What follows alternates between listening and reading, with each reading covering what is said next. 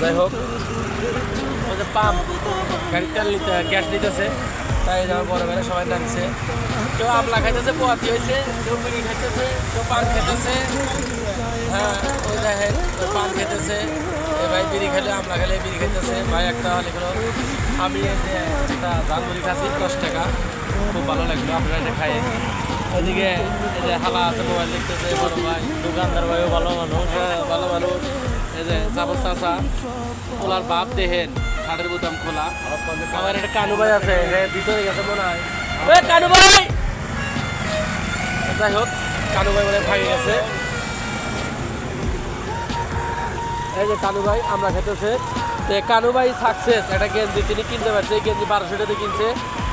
আপনারাও এসে কিনেন, খুব সুন্দর গেঞ্জিটার কালার। পাথর আছে, হ্যাঁ পাথর। ভালো থাকেন। তবে আমরা বাড়ির দিকে যাচ্ছি আর কি, চা বাগান যাবো, ওখান থেকে বাড়ির দিকে।